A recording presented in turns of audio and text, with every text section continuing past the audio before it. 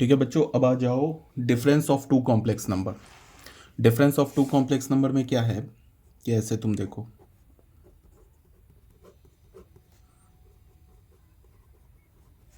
Difference of two complex numbers, दो complex number का हम डिफरेंस कैसे निकालेंगे। उसके लिए क्या है कि suppose that we have a complex number z1। हमारे पास एक कॉम्प्लेक्स नंबर z1 है जिसको हमने बोल दिया a प्लस आयोटा बी, और एक हमारे पास कॉम्प्लेक्स नंबर है z2 जिसको हमने बोल दिया c प्लस आयोटा डी। ठीक है, अब हमें करना क्या है, z1 माइनस z2 करना है। मतलब z1 कॉम्प्लेक्स नंबर में से z2 कॉम्प्लेक्स नंबर को सब्ट्रैक्ट कर देना है।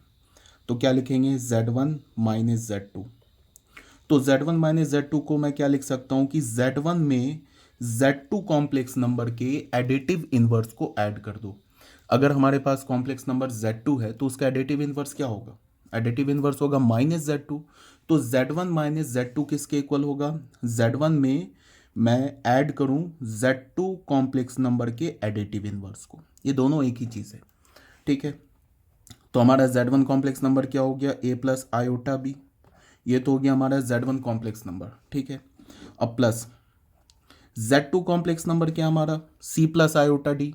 तो z2 का एडिटिव इनवर्स क्या होगा, z2 का एडिटिव इनवर्स यहां से अगर तुम निकालोगे तो z2 का एडिटिव इनवर्स होगा माइनस z2। माइनस z2 क्या होगा, इसको माइनस से मल्टीप्लाई कर दो तो माइनस सी माइनस आयोटा डी। तो क्या हो जाएगा, माइनस सी माइनस आयोटा डी। ठीक है, तो ये क्या मिल गया हमें, a प्लस आयोटा बी, यहाँ से क्या होगा plus minus minus C plus minus minus iota D. इसको हम क्या लिख सकते हैं, इसको हम लिख सकते हैं ए और सी को एक साथ रख लिया, ए माइनस सी कर लिया प्लस आयोटा रख लिया, और इसको क्या रख लिया यहाँ से, और यहाँ से आयोटा कॉमन ले लिया, तो ये क्या हो गया बी माइनस डी। तो ये हमें क्या मिल गया, z1 माइनस z2, ये हमें z1 minus z2 complex number मिल गया। ठीक है, एक एग्जाम्पल देख लेते हैं।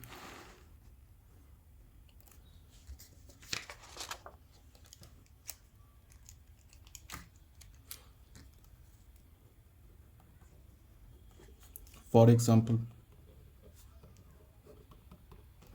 मान लो कि हमारे पास एक z1 कॉम्प्लेक्स नंबर दे रखा है 2 माइनस 3 आयोटा, एंड एक z2 कॉम्प्लेक्स नंबर दे रखा है माइनस 3 प्लस 4 आयोटा।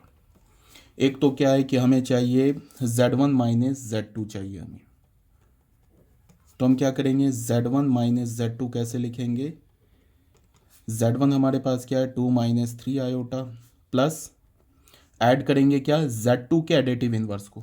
तो z2 का एडिटिव इनवर्स क्या होगा, माइनस z2। तो अगर मैं इसको माइनस से मल्टीप्लाई करूँ तो इसका साइन चेंज हो जाएगा, तो ये क्या हो जाएगा 3 माइनस 4 आयोटा। अब ये क्या हो गया 2 प्लस 3 माइनस 3 आयोटा, और यहाँ प्लस माइनस 4 आयोटा। ठीक है, तो इसको मैं लिख सकता हूँ 2 plus 3 is 5, minus iota common ले लिया, तो ऐसे भी देख लो माइनस आयोटा कॉमन ले लेंगे तो क्या होगा 3 प्लस 4 क्या हो जाएगा, ये 5 माइनस 7 आयोटा। ठीक है, या तो फिर तुम डायरेक्ट कोई एडिटिव इनवर्स वाला छोड़ दो, डायरेक्ट ही तुम सब्ट्रैक्ट कर लो, z1 माइनस z2 क्या होगा, ऐसे कर लो 2 माइनस 3 आयोटा माइनस, इसमें है ना माइनस 3 प्लस 4 आयोटा, इसको तुम डायरेक्ट लिख लो, ये हो गया 2 माइनस 3 आयोटा, ये माइनस माइनस प्लस हो गया, ये क्या हो गया ये इस माइनस को अंदर ले जाओ तो क्या हो जाएगा 3 माइनस 4 आयोटा। अब देख लो 2 प्लस 3 क्या हो गया 5, and minus 3 iota minus 4 iota is minus 7 iota, answer हो गया। ठीक है, तो ये था बच्चों हमारा difference of two complex number. अब आ जाते हैं हम लोग नेक्स्ट टॉपिक पे, which is multiplication of two complex number. दो कॉम्प्लेक्स नंबर को हम मल्टीप्लाई कैसे करेंगे, तो हमारा नेक्स्ट टॉपिक है multiplication of two complex number. Suppose that हमारे पास एक कॉम्प्लेक्स नंबर है z1 कॉम्प्लेक्स नंबर हमने ले लिया a plus iota B, and एक दूसरा कॉम्प्लेक्स नंबर हमने ले लिया z2 हमने क्या ले लिया c प्लस आयोटा डी। ठीक है, हमें क्या चाहिए z1 इंटू z2। ठीक है, तो मल्टीप्लाई कैसे करेंगे? सिंपल, जैसे हम लोग अलजेब्रा में किसी दो एक्सप्रेशंस को मल्टीप्लाई करते हैं ना, एग्जैक्टली सेम लाइन पे हम किसी दो कॉम्प्लेक्स नंबर को मल्टीप्लाई करेंगे। इसको क्या लिख लेंगे? a plus iota B into क्या लिखेंगे? c plus iota D. ऐसे लिख लिया, z1 इंटू Z2। उसके बाद मल्टीप्लाई किया, तो मल्टीप्लाई करेंगे तो क्या होगा? पहले a को c से मल्टीप्लाई करेंगे तो ac हो जाएगा, फिर a को क्या करेंगे? आयोटा d से मल्टीप्लाई करेंगे तो क्या हो जाएगा? Iota ad। ठीक है, फिर क्या करेंगे? आयोटा बी को सी से मल्टीप्लाई करेंगे तो क्या होगा? Iota B C. फिर क्या करेंगे? आयोटा बी को आयोटा डी से मल्टीप्लाई करेंगे तो ये आयोटा मिलके क्या हो जाएगा? आयोटा स्क्वायर, और ये मिलके क्या हो जाएगा? B D. कोई प्रॉब्लम नहीं है। तो यहां से देखो, ये आयोटा स्क्वायर का वैल्यू हम लोग क्या डाल सकते हैं? -1। तो यहां तो ए सी है ही, ये हो गया -1, तो ये हो गया माइनस बी डी, एक साथ रख लिया, और इसमें से आयोटा कॉमन ले लिया, तो क्या हमें मिल गया? A D plus B C. ठीक है, अब ध्यान से देखो, हो गया हमारा मल्टीप्लिकेशन हो गया। बट बहुत सारे बुक में क्या होता है कि डायरेक्ट याद रखने के लिए वो एक फॉर्मूला बना देते हैं। क्या फॉर्मूला बनाते हैं वो बता रहा हूँ। जैसे ये जो ए है, ये ए क्या है? Real of Z1, real of Z1।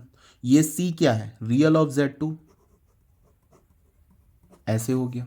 ठीक है, माइनस ये बी क्या है? Imaginary of Z1, imaginary of Z1, और ये डी क्या है? Imaginary of Z2। ऐसे लिख लिया, प्लस आयोटा, और ये ए क्या है? रियल ऑफ Z1, और ये डी क्या है? Imaginary of Z1, sorry imaginary of Z2, plus ये फिर यहाँ पे क्या है हमारे पास? बी क्या है? इमेजिनरी ऑफ Z1, और ये सी क्या है? Real of Z2। ये मल्टीप्लिकेशन का ना बहुत सारे बुक फॉर्मूला बना देते हैं, बट ऐसा इस फॉर्मूले को याद रखने की, अगर याद हो पाता है तो ठीक है, एक लाइन में क्या करोगे? तो मल्टीप्लाई कर लोगे, और अगर याद नहीं होता है तो कोई प्रॉब्लम नहीं है। ठीक है, इसे याद रखने की एक्चुअल में ज़रूरत है नहीं। अगर याद रख सकते हो तो बहुत अच्छी बात है। जैसे अगर हमने किया ना Z1 इंटू Z2, तो इसको डायरेक्ट मल्टीप्लाई कैसे करेंगे? डायरेक्ट मल्टीप्लाई करने के लिए पहले Z1 का रियल और Z2 का रियल, इस दोनों को मल्टीप्लाई कर देंगे, फिर एक बीच में माइनस डालेंगे, फिर क्या होगा? Z1 का इमेजिनरी और Z2 का इमेजिनरी, इस दोनों को मल्टीप्लाई कर देंगे। ठीक है, उसके बाद एक ब्रैकेट में बंद कर दिया। समझ में आया क्या बोला मैंने? पहले दोनों के रियल को मल्टीप्लाई कर दो, बीच में एक माइनस लगा दो, फिर दोनों के इमेजिनरी को मल्टीप्लाई कर दो। ठीक है, फिर ब्रैकेट बंद, फिर प्लस आयोटा। उसके बाद क्या? पहले कॉम्प्लेक्स नंबर का रियल और दूसरे कॉम्प्लेक्स नंबर का इमेजिनरी, तो real of Z1, imaginary of Z2। ठीक है, फिर यहाँ पे बीच में प्लस होगा, माइनस नहीं होगा। पहले हमने क्या किया? पहले कॉम्प्लेक्स नंबर का रियल लिया, फिर दूसरे कॉम्प्लेक्स नंबर का इमेजिनरी लिया, फिर अब क्या करेंगे? प्लस के बाद क्या करेंगे? पहले कॉम्प्लेक्स नंबर का इमेजिनरी और दूसरे कॉम्प्लेक्स नंबर का रियल। तो ये डायरेक्ट फॉर्मूला है। अगर ये याद रख सकते हो तो बहुत अच्छी बात है, एक लाइन में कैलकुलेशन हो जाएगा। अगर याद नहीं हो पा रहा है तो कोई टेंशन की बात नहीं है।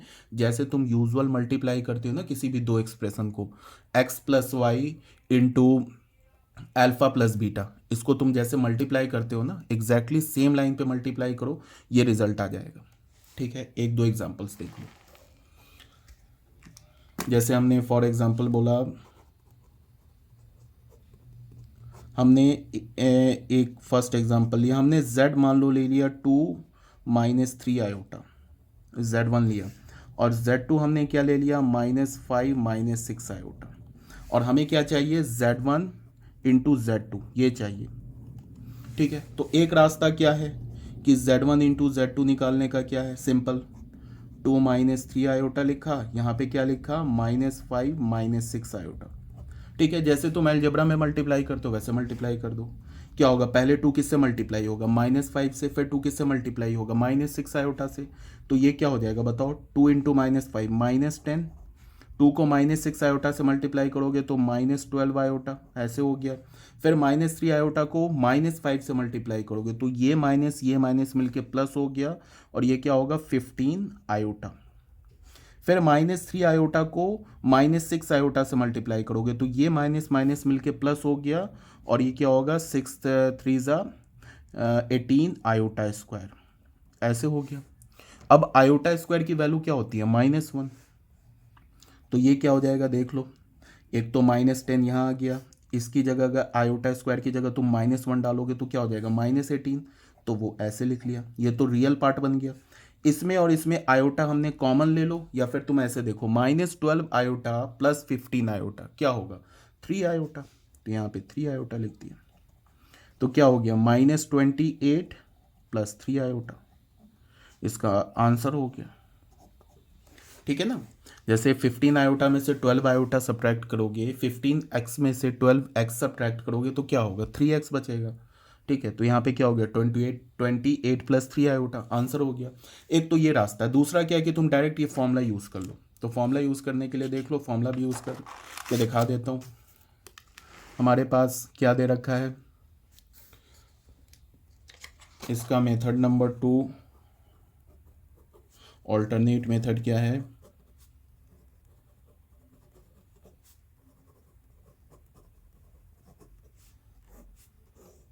Z1 कॉम्प्लेक्स नंबर क्या दे रखा है बच्चा इसमें 2 - 3 iota, and Z2 complex number क्या दे रखा है -5 - 6 आयोटा। ठीक है, अब हमें चाहिए Z1 इंटू Z2, मतलब क्या है 2 - 3 आयोटा इंटू -5 - 6 आयोटा चाहिए। तो हम लोग क्या करेंगे, पहले दोनों के रियल को मल्टीप्लाई करो। देखो इस Z1 कॉम्प्लेक्स नंबर का रियल पार्ट क्या है 2, इमेजिनरी पार्ट क्या है 3। बहुत बच्चे बोलेंगे इमेजिनरी 3 है, बट इमेजिनरी 3 नहीं है, इमेजिनरी क्या है -3 है। ठीक है, Z2 कॉम्प्लेक्स नंबर का रियल पार्ट क्या है -5, इमेजिनरी पार्ट क्या है -6, 6 नहीं है इमेजिनरी पार्ट, -6 है इमेजिनरी पार्ट। तो दोनों के रियल को मल्टीप्लाई करते हैं, तो इसका 2 है रियल, इसका क्या है रियल -5, तो 2 इंटू -5 क्या हो गया -10। ठीक है, बीच में क्या बोला मैंने माइनस लगाएंगे। ठीक है, उसके बाद दोनों के इमेजिनरी को मल्टीप्लाई करते हैं। तो पहले Z1 का इमेजिनरी क्या है -3, Z2 का इमेजिनरी क्या है -6, तो -3 इंटू -6 क्या हो जाएगा +18, तो यहाँ पे +18 लिख दिया। ठीक है, प्लस आयोटा लिख दिया, फिर ब्रैकेट बंद किया। अब पहले का रियल और दूसरे का इमेजिनरी, पहले का रियल क्या है 2 और दूसरे कॉम्प्लेक्स नंबर का इमेजिनरी क्या -6, तो 2 इंटू -6 क्या होगा -12, ऐसे लिख लिया। ठीक है, फिर ये बीच में प्लस लगाएंगे। अब पहले का इमेजिनरी क्या है -3 और दूसरे का रियल क्या है -5, तो -3 -5 क्या हो जाएगा -3 -5 प्लस 15, तो यहाँ 15 लिख दिया। देख लो -10 -18 क्या हो गया -28, और 15 -12 3, तो 3 आयोटा, एक लाइन में आंसर आ गया। ठीक है, तो ये था बच्चों हमारा मल्टीप्लीकेशन ऑफ 2 कॉम्प्लेक्स नंबर। ऐसे करके ना हम 2 कॉम्प्लेक्स नंबर को मल्टीप्लाई करेंगे। इसके बाद आते हैं हम लोग properties of multiplication of 2 complex number. 2 complex number को जो हम मल्टीप्लाई करेंगे उसकी क्या प्रॉपर्टी होगी बच्चों। Properties of multiplication of 2 complex number, इसमें जो फर्स्ट प्रॉपर्टी है वो है क्लोजर लॉ। ये लिखा है CLOSURE, closure law. Closure law में क्या है कि क्लोजर लॉ में ये बोल रहा है कि अगर तुम किसी भी 2 कॉम्प्लेक्स नंबर को मल्टीप्लाई करोगे तो उनका जो प्रोडक्ट होगा ना वो भी कॉम्प्लेक्स नंबर होगा। मतलब complex number is closed under under multiplication. ऐसा नहीं होगा कि अगर तुमने किसी 2 कॉम्प्लेक्स नंबर को मल्टीप्लाई किया तो उसका जो प्रोडक्ट होगा वो कोई और नंबर हो जाएगा, वो भी कॉम्प्लेक्स नंबर होगा। ऑब्वियस सी बात है, बिल्कुल। क्यों? बिकॉज तुम ऐसे देखो, हमें पता है कि अभी तक हमारे पास सबसे बड़ा सेट क्या मिला है, सबसे बड़ा जो सेट मिला है अभी तक हमें कॉम्प्लेक्स नंबर मिला है। हम लोग जानते हैं ना every real number is a complex number, जितने भी रियल नंबर होते हैं वो सारे कॉम्प्लेक्स नंबर होते हैं, but every complex number is not a real number. कोई भी तुम रियल नंबर बोलो, चाहे पॉजिटिव नेगेटिव रैशनल इरेशनल बोलो, मान लो जैसे हमने पाई बोल दिया, pi is a real number as well as complex number. कैसे? पाई में तुम क्या करो, पाई प्लस 0 इंटू आयोटा, बन गया ए प्लस आयोटा बी के फॉर्मेट में, तो कॉम्प्लेक्स नंबर भी हो गया। बट सारे कॉम्प्लेक्स नंबर रियल नंबर नहीं होते। जैसे अगर मैंने बोला ना 2 + 3 आयोटा, तो 2 + 3 iota is only complex number, not a real number, ये रियल नंबर नहीं है। तो यहाँ पे क्या है कि अगर हमारे पास Z1 एक कॉम्प्लेक्स नंबर दे रखा है, ये हमारा एक कॉम्प्लेक्स नंबर है, मान लो कि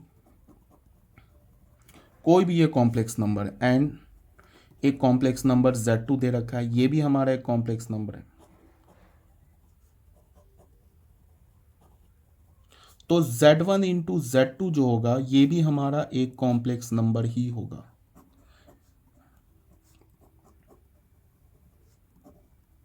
इसी बात को हम क्या बोलते हैं, complex number is closed under multiplication. Actually complex number is closed under multiplication, complex number is closed under addition, subtraction, division, सब में क्लोज्ड है।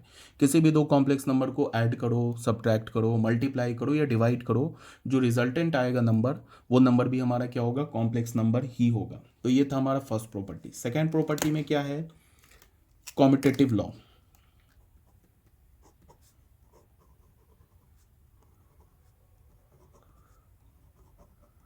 कॉम्यूटेटिव लॉ में क्या है, ये तो ऑलरेडी जानते होगे तुम लोग।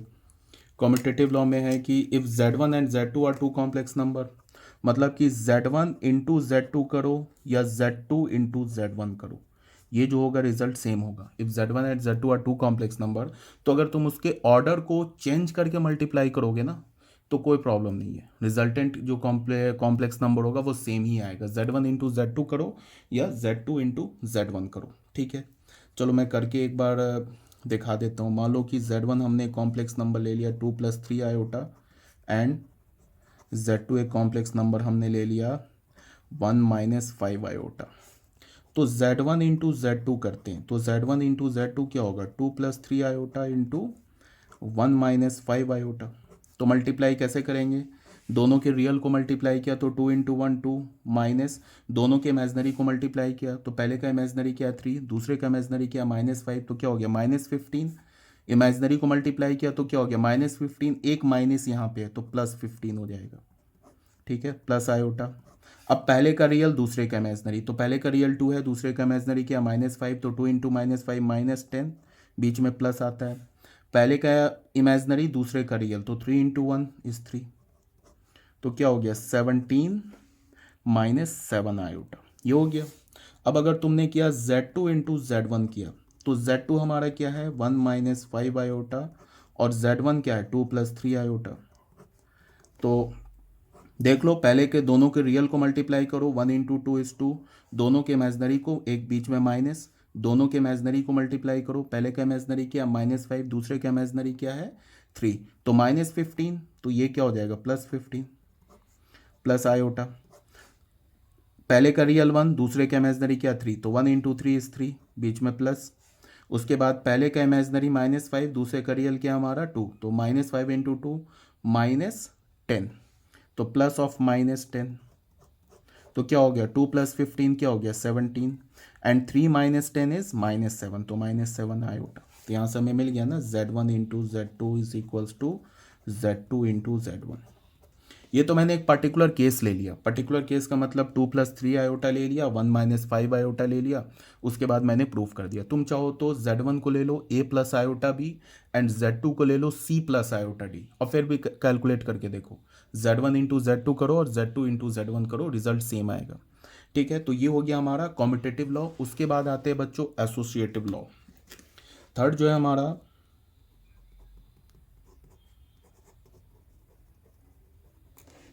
Associative law. एसोसिएटिव लॉ में क्या बोल रहा है कि इफ़ हमारे पास एक, यही बोल रहा है कि Z1 इंटू Z2, पहले Z1 और Z2 को मल्टीप्लाई करो फिर Z3 से मल्टीप्लाई करो, या पहले Z2 और Z3 को मल्टीप्लाई करके Z1 से मल्टीप्लाई करो, रिजल्ट सेम होगा। करके देख लेना, तीन कॉम्प्लेक्स नंबर ले लो, A1 + आयोटा B1, अगर जनरल में प्रूफ करना चाहते हो तो A1 + आयोटा B1 ले लो Z1 को, A2 + आयोटा B2 ले लो Z2 को, और A3 + आयोटा B3 ले लो Z3 को। उसके बाद ये कैलकुलेट करके देख लो, एक बार ये कैलकुलेट करके देख लो, एक बार ये कैलकुलेट करके देख लो, रिजल्ट सेम आएगा। पहले Z1 इंटू Z2 मल्टीप्लाई करो, उसका जो प्रोडक्ट आएगा उसको फिर Z3 में मल्टीप्लाई करो, ठीक है। उसके बाद क्या करो, Z2 इंटू Z3 मल्टीप्लाई करो, फिर उसका जो प्रोडक्ट आएगा उसको Z1 से मल्टीप्लाई करो, देखना लेफ्ट हैंड साइड और राइट हैंड साइड इक्वल आ जाएगा। इसको हम लोग क्या बोलते हैं, एसोसिएटिव लॉ।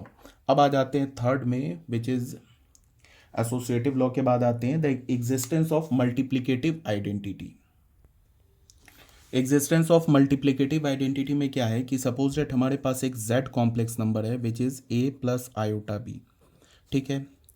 तो किसी भी कॉम्प्लेक्स नंबर, for every complex number there exist a complex number, इसको तुम ऐसे बोल सकते हो 1, इसको तुम क्या लिख सकते हो 1 + आयोटा इंटू 0।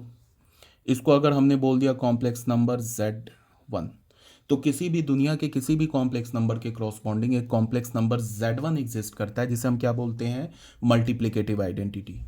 अगर तुम Z में 1 मल्टीप्लाई करो या 1 में Z मल्टीप्लाई करो, रिजल्ट क्या होगा, हमारा Z ही होगा। जैसे हम लोग बोलते हैं ना multiplicative additive identity. Additive identity क्या होता है, हमारा जीरो होता है। किसी भी कॉम्प्लेक्स नंबर में अगर तुम जीरो ऐड करोगे तो कॉम्प्लेक्स नंबर चेंज नहीं होगा। तो मल्टीप्लिकेटिव आइडेंटिटी क्या है, वन है। किसी भी कॉम्प्लेक्स नंबर में अगर तुम वन मल्टीप्लाई करोगे तो वो कॉम्प्लेक्स नंबर चेंज नहीं होगा। ठीक है, जैसे तुम देख लो Z इंटू वन करो तो Z क्या हमारा a प्लस आयोटा बी, इसको वन के साथ मल्टीप्लाई करो, वन क्या हमारा one plus iota into zero. इसको अगर तुम मल्टीप्लाई करो, एक तो क्या है तुम डायरेक्ट मल्टीप्लिकेशन कर दो, दूसरा क्या है तुम ऐसे देखो, रियल को रियल से मल्टीप्लाई किया तो हमें a मिल गया, a into one A. Imaginary को इमेजनरी से मल्टीप्लाई किया, माइनस लिखा। उसके बाद क्या किया, इमेजनरी को इमेजनरी से मल्टीप्लाई किया, यहाँ इमेजनरी b है, यहाँ इमेजनरी क्या ज़ीरो, तो क्या हो जाएगा ज़ीरो प्लस आयोटा। पहले के रियल को दूसरे के इमेजनरी से, तो a into zero zero plus पहले का इमेजनरी दूसरे का रियल, रियल क्या है वन, यहाँ इमेजनरी क्या है बी, तो ज़ीरो प्लस बी, तो ये क्या हो गया, ये ए हो गया और ये plus iota B which is equals to Z. ठीक है, या वन इंटू जेड करो, वन क्या हमारा one plus iota into zero और जेड क्या है ए प्लस आयोटा बी। क्या करोगे, रियल को रियल से मल्टीप्लाई करोगे, one into a minus imaginary यहाँ क्या है ज़ीरो, यहाँ इमेजनरी क्या है बी, तो ज़ीरो इंटू बी ज़ीरो। ठीक है, प्लस आयोटा, यहाँ का रियल क्या है वन और यहाँ का इमेजनरी क्या है बी, तो one into B is B, यहाँ प्लस आएगा और यहाँ का इमेजनरी ज़ीरो, यहाँ का रियल ए है, तो zero into A is zero. तो देख लो ये again A plus iota B,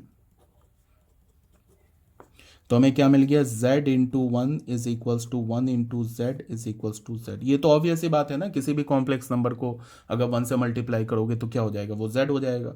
तो वन को हम क्या बोलते हैं, वन को बोलते हैं मल्टीप्लिकेटिव आइडेंटिटी ऑफ कॉम्प्लेक्स नंबर for every complex number. One is the multiplicative identity for every complex number. ये हो गया हमारा फोर्थ। उसके बाद आते हैं फिफ्थ में। फिफ्थ में क्या बोल रहा है, existence of multiplicative inverse,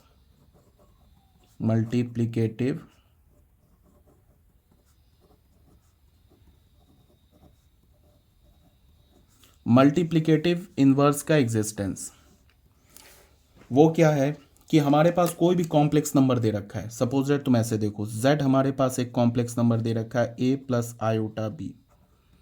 ठीक है, और z जो हमारा कॉम्प्लेक्स नंबर है जीरो के इक्वल नहीं है, डेट इज ए भी हमारा जीरो के इक्वल नहीं है एंड बी भी जीरो के इक्वल नहीं है।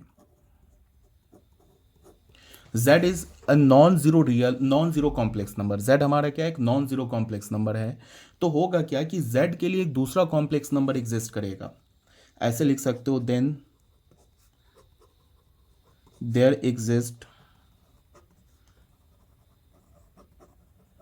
अनदर कॉम्प्लेक्स नंबर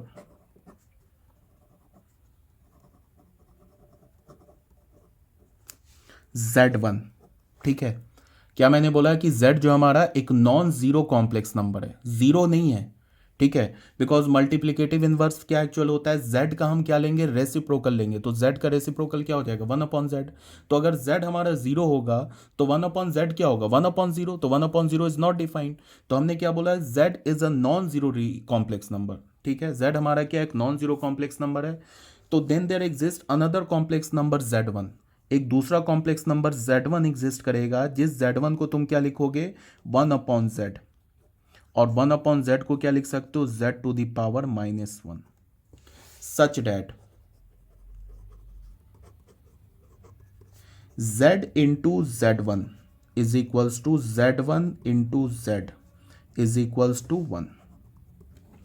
क्या मैंने बोला है कि z हमारा एक नॉन जीरो कॉम्प्लेक्स नंबर है, तो उसके क्रॉसपॉन्डिंग एक दूसरा कॉम्प्लेक्स नंबर एग्जिस्ट करेगा z1, और z1 क्या होगा, वन अपॉन जेड के इक्वल होगा, जिसको हम लिख सकते हैं z to the power minus one.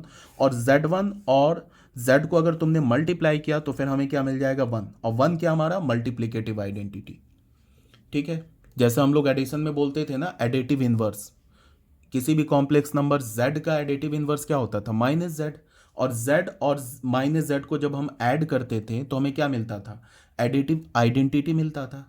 Same line पे क्या है कि हमारे पास एक z कॉम्प्लेक्स नंबर है जो कि जीरो नहीं है, तो उसका जो मल्टीप्लिकेटिव इनवर्स होगा क्या होगा, 1/z होगा।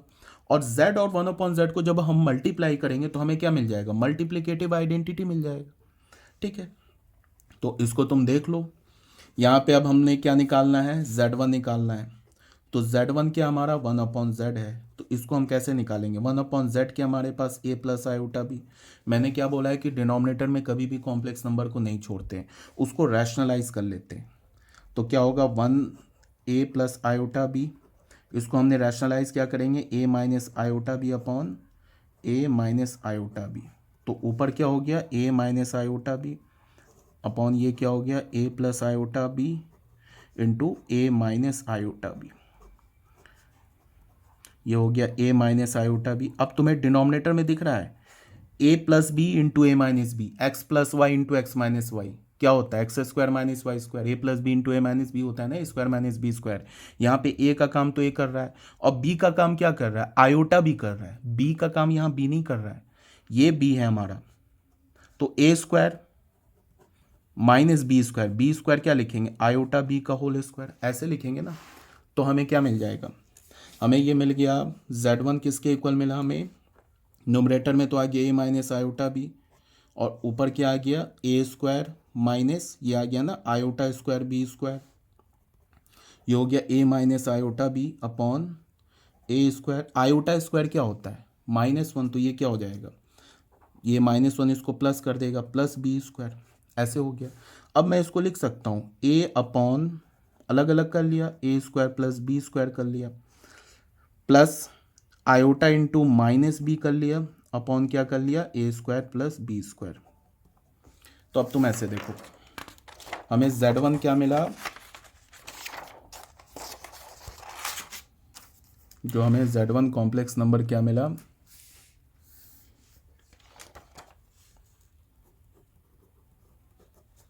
z1 जो हमारा कॉम्प्लेक्स नंबर क्या मिला हमें, a upon A square plus B square plus iota into minus B upon A square plus B square. ठीक है, और ये z हमारा कॉम्प्लेक्स नंबर क्या था, a प्लस आयोटा बी, इसी का तो हमने लिया है ना, इसी का तो हमने मल्टीप्लिकेटिव इनवर्स लिया है, या तुम ऐसे बोलो कि रेसिप्रोकल लिया है। तो z का रेसिप्रोकल क्या मिला हमें, z1, और z1 किसके इक्वल मिल गया, इसके इक्वल मिल गया। तो z1 को क्या लिख सकते हो, a क्या है, real of z, real of z upon A square plus B square, तो उसको तुम क्या लिख सकते हो, रियल ऑफ z का whole square plus imaginary of z का होल स्क्वायर, ऐसे लिख सकते हो, plus iota into minus of imaginary of z upon real of z whole square plus imaginary of z का होल स्क्वायर, ऐसे लिख सकते हो।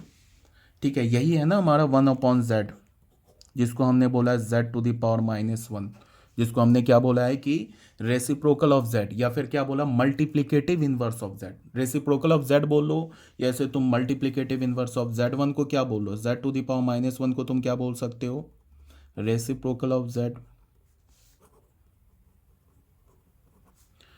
z बोल लो, या फिर तुम इसे क्या बोलो, multiplicative inverse of z, multiplicative inverse of z का मल्टीप्लिकेटिव इनवर्स बोल लो या z का रेसिप्रोकल बोल लो। तो ये हमारे पास फॉर्मूला आ गया, और फिर बता रहा हूँ ऐसा सच इस फॉर्मूले को रटने की कोई ज़रूरत ही नहीं है, ये कहने को फॉर्मूला बन गया बट रटने की ज़रूरत नहीं है। हम लोग तो क्या करेंगे, अगर किसी भी कॉम्प्लेक्स नंबर का हमें रेसिप्रोकल चाहिए ना, तो फटाफट क्या करेंगे, उसको 1/z करेंगे, फिर उसे क्या करेंगे, रैशनलाइज कर देंगे, खुद ही आ जाएगा रेसिप्रोकल। बट चलो इस फॉर्मूला को यूज़ करके मैं दिखा देता हूँ। जैसे for example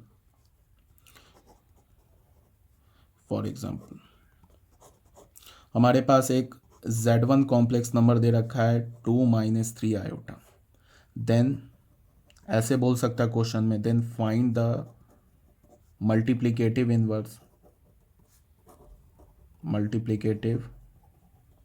inverse of z, ऐसे बोल सकता है, या बोल सकता है रेसिप्रोकल ऑफ z।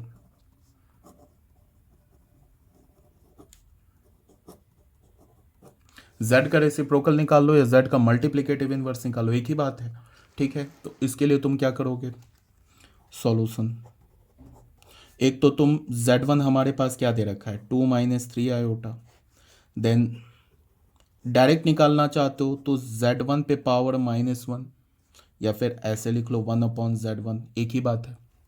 ये डायरेक्ट निकालना चाहते हो तुम क्या करोगे, पहले जो रियल है ना, देखो रियल ऑफ z यहाँ पे दिख रहा है तुम्हें, फॉर्मूले में दिख रहा है ना रियल ऑफ z, तो पहले क्या करो, इसका रियल z लिख दो अगर एक ही लाइन में निकालना चाहते हो। अपॉन में क्या करो, इसके रियल और इस कॉम्प्लेक्स नंबर के रियल और इमेजिनरी के स्क्वायर को ऐड कर दो। तो इसका रियल स्क्वायर तो 2 स्क्वायर है, 2 है, इसका स्क्वायर ले लिया। इसका इमेजिनरी क्या है, -3, प्लस ऑफ -3 का स्क्वायर ले लिया, प्लस आयोटा लिख दिया।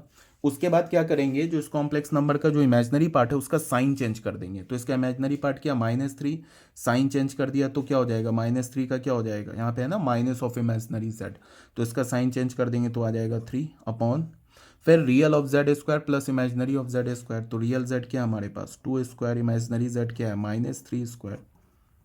तो ये क्या हो गया 2/9 + 4 क्या हो गया 13, प्लस ये क्या हो गया 3 आयोटा अपॉन 13। ये क्या हो गया हमारा z टू द पावर -1 या z1 टू द पावर -1 या 1/z1, ये मिल गया हमें। अब देखो ये हमारा z1 है और ये उसका मल्टीप्लिकेटिव इन्वर्स है, या बोलो कि 1/z1 है। तो इन दोनों को अगर मल्टीप्लाई मैं करूँ z1 को और 1/z1 को मल्टीप्लाई करूँ तो 1 हमें आ जाना चाहिए। तो देख लेते हैं मल्टीप्लाई करके, z1 इंटू 1/z1, इसको मल्टीप्लाई करके देख लेते हैं। z1 क्या हमारे पास 2 - 3 आयोटा, 1/z1 क्या है 2/13 प्लस 3 आयोटा बाई 13। एक तो क्या है कि तुम डायरेक्ट मल्टीप्लाई कर दो, ठीक है, 2 को एक बार इससे करो, फिर 2 को इससे करो, फिर -3 आयोटा को 2/3 13 से करो, फिर -3 आयोटा को 3 आयोटा अपॉन 13 से करो, या तो फिर मैं डायरेक्ट फॉर्मूला लगा देता हूँ। रियल को रियल से मल्टीप्लाई किया 2, और ये क्या हो जाएगा 4/13, फिर माइनस लगा दिया। इमेजनरी को इमेजनरी से मल्टीप्लाई किया, यहाँ इमेजनरी क्या -3 और यहाँ इमेजनरी क्या है 3/13, तो क्या हो जाएगा -9/13, तो ये माइनस है ना, प्लस हो जाएगा 9/13, ऐसे हो गया, प्लस आयोटा लिख लिया हमने। अब यहाँ से रियल यहाँ से इमेजनरी, तो क्या होगा, यहाँ का रियल 2 है, यहाँ का इमेजनरी क्या है 3/13, तो क्या हो जाएगा 6/13, ऐसे हो गया। फिर बीच में प्लस, फिर यहाँ का इमेजनरी यहाँ का रियल, यहाँ का इमेजनरी क्या -3 और यहाँ का रियल क्या है 2/13, तो क्या हो जाएगा -6/13, तो ये क्या हो जाएगा -6/13। ठीक है, अब देख लो 9 + 4 क्या होगा 13/13 प्लस आयोटा, और ये क्या होगा 6/13 - 6/13, तो 6/13 - 6/13 क्या हो गया 0, तो ये तो 0 हो गया, तो इंटू आयोटा 0 हो गया, तो 13/13 क्या हो गया 1, 1 को लिख सकते हो 1 + 0 इंटू आयोटा, ऐसे आ गया। तो देख लो z1 इंटू 1/z1 क्या हो गया 1 + 0 इंटू आयोटा। ठीक है, तो किसी भी कॉम्प्लेक्स नंबर का अगर तुम्हें इनवर्स निकालना है ना, तो उसके लिए क्या करो, एक लाइन में, उसके लिए तुम क्या करोगे, एक ही लाइन में, जैसे मान लो कि z हमारे पास कॉम्प्लेक्स नंबर दे रखा है c + आयोटा d, तुम्हें बोले कि मल्टीप्लिकेटिव इनवर्स निकालने के लिए बोले, या फिर तुम्हें बोले कि ये रेसिप्रोकल ऑफ z बोले, एक ही बात है। तो then z to the power -1 या 1/z क्या होगा, डायरेक्ट क्या लिखोगे, इसका real upon real square plus imaginary square, ऐसे हो गया, प्लस आयोटा, इसके इमेजनरी का साइन चेंज कर दो upon real square plus imaginary square, सीधे आ जाएगा ये। आई होप समझ में आ गया होगा। और अगर इतना नहीं करना चाहते हो, ये फॉर्मूला याद नहीं हो रहा है, तो भी मैंने बोला कोई टेंशन नहीं लेना है। अगर z तुम्हारे पास दे रखा है c + आयोटा d, तो 1/z डायरेक्ट तुम क्या लिखोगे 1/c + आयोटा d, ये क्या हो जाएगा, इसको रैशनलाइज कर दो c + आयोटा d, ये क्या करोगे c - iota d upon c - iota d। Rationalise ऐसे ही करते हैं ना, बीच में अगर प्लस होगा तो माइनस से मल्टीप्लाई और डिवाइड करते हैं, जैसे c + आयोटा d है तो c - आयोटा d से मल्टीप्लाई और डिवाइड करेंगे, और अगर यहाँ पे माइनस होगा तो क्या करेंगे c + आयोटा d से मल्टीप्लाई और डिवाइड करेंगे।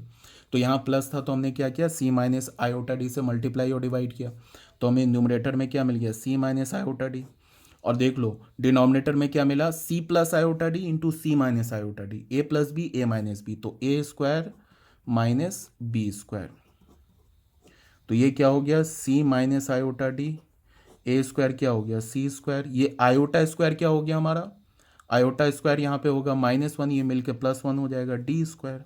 तो यहाँ से हमें क्या हो गया सी अलग अलग कर लिया, c square plus d square plus iota into इसको हमने लिख लिया -d upon c square plus d square.